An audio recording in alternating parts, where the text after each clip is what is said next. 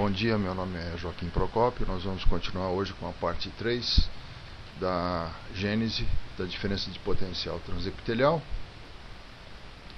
E vamos partir do ponto onde nós paramos na aula passada, onde nós estávamos analisando o caso de um epitélio com uma resistência de shunt de 5 unidades, que nós consideramos como moderadamente tight, ou moderadamente fechado eletricamente, e nós havíamos então chegado ao valor da diferença de potencial transepitelial usando esta equação, onde nós colocamos os valores numéricos e obtivemos então a corrente circulando, como nós já vimos mostrado no desenho, corrente circulando.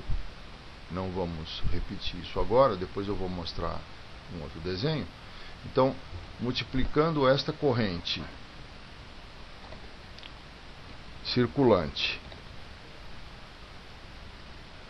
pela resistência de shunt, nós calculamos então a diferença de potencial elétrico através da resistência de shunt, que corresponde à diferença de potencial elétrico entre o lúmen e o interespaço, uma vez que a resistência de shunt é o único elemento elétrico que está no caminho do lúmen, entre o lúmen e o interespaço. Portanto, este aqui é o valor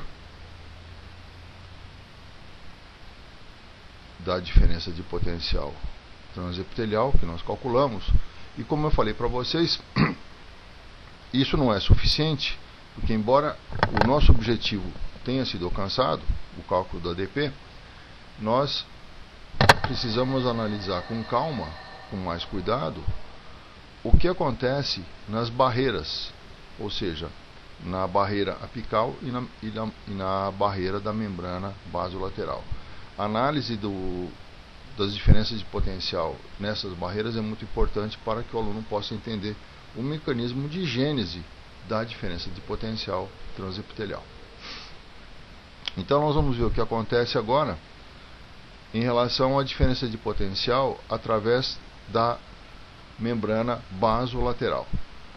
Para fazer isso, nós precisamos multiplicar a resistência dos canais de potássio da membrana basolateral pela corrente. Isso aqui vai nos dar a queda de voltagem através da resistência dos canais de potássio. Somando com o potencial de equilíbrio do potássio, que é uma bateria que está em série, vamos voltar na figura. Então, na membrana basolateral nós temos a corrente passando pela resistência do potássio e pela bateria do potássio.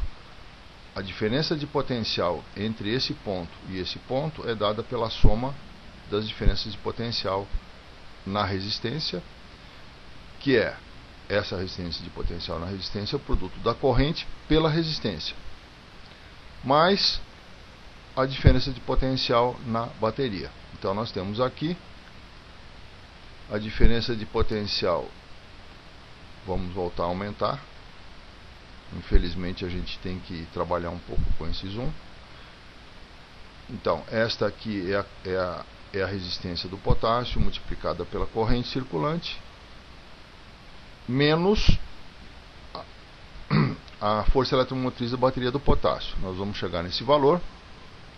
E aqui então nós temos este valor, 77.684 mV, já como a primeira variação de voltagem, ou a primeira queda de voltagem, entre o zero, que é o nosso referência, que está aqui, e o interior da célula, o citoplasma. Então vocês vejam que esta diferença de potencial se estabelece na membrana basolateral e ela corresponde a 77.684 mV. Nós vamos agora calcular a ADP através da membrana apical. Vamos voltar na figura. E a ADP através da membrana apical está aqui, é o produto da corrente pela resistência a sódio, somado algebricamente com a força eletromotriz da bateria de sódio. Então, voltando na equação, nós vamos ver que é o produto da resistência pela corrente, somando algebricamente com o potencial de equilíbrio do sódio. Então, aqui nós temos a resistência dos canais de sódio, que é 30 vezes a corrente, somando com o ENA, nós temos então este valor de diferença de potencial que está representado agora aqui, por essa outra barra vermelha. Então, nós vamos ver que é possível ver que, partindo do ponto zero, que é o nosso potencial zero de referência, nós vamos encontrar uma primeira queda de voltagem. Portanto, isso aqui é 77 mV negativo. O citoplasma está 77 mV negativo em relação ao zero. Chegando na membrana apical, nós vamos agora encontrar uma variação de voltagem também negativa em relação ao lúmen, mas com um valor menor do que esse, 56,717 mV, que está representado pela altura desta barra vermelha.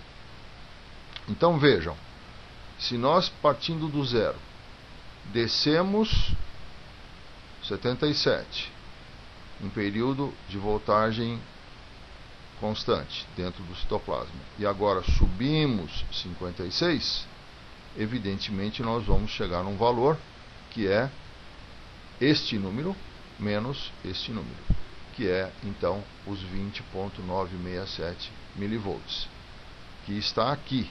Então vocês vejam que agora a ADP transepitelial faz com que o lúmen fique 20,967 mV negativo em relação ao zero. Esse é exatamente o valor que nós havíamos calculado para o valor da ADP transepitelial usando o produto da resistência de shunt pela corrente. Na realidade, vocês vejam que não é exatamente, porque aqui existe uma variação na terceira casa decimal.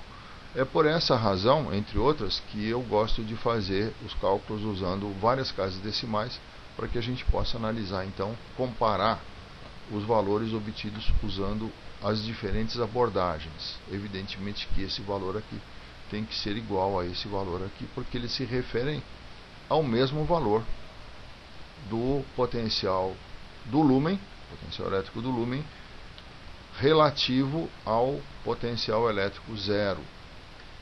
E aqui alguns alunos costumam ter uma dúvida que é bastante pertinente, que é a seguinte: muito bem, se eu tenho uma diferença de potencial de 77 mV entre o zero e o citoplasma, e na membrana apical uma diferença de potencial de 56 mV, afinal de contas, qual é o potencial elétrico do citoplasma? Qual é o potencial elétrico no interior da célula, o potencial de membrana?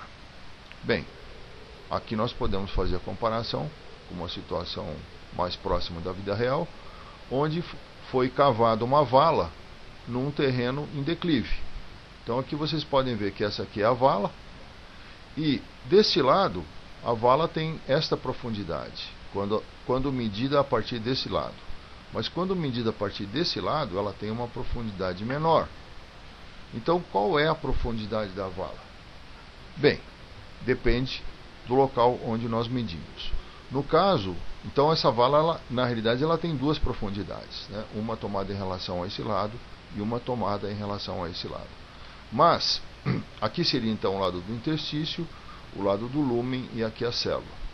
No caso da célula, nós não temos muita dúvida em dizer qual a profundidade, porque nós já estabelecemos como referência de potencial o potencial zero, o potencial terra. Ou seja, esse animal ele está ligado ao terra. O meio extracelular, o intersticial dele está ligado ao terra. Portanto, esse é o nosso potencial de referência. E dessa forma, então, o potencial intracelular, que está aqui, é este valor, 77,684 milivolts, e não este valor.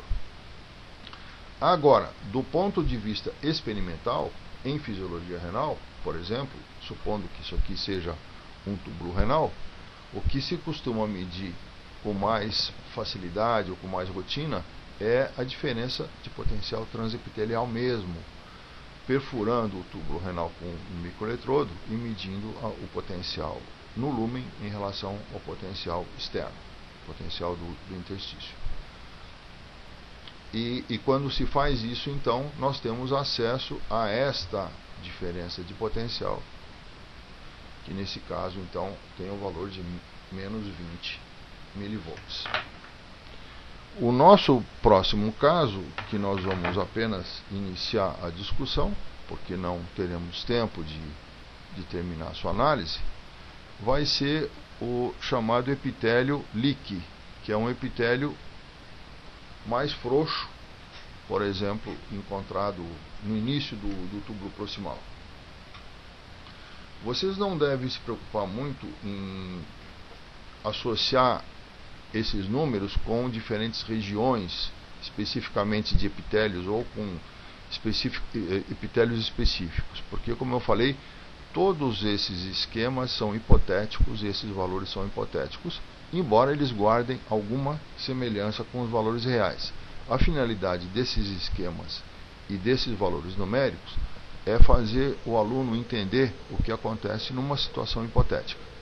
Uma vez que o aluno entenda o mecanismo nessa situação, fica muito mais fácil para o aluno conseguir extrapolar esse raciocínio para situações mais complexas e mais específicas, com outros transportadores e assim por diante.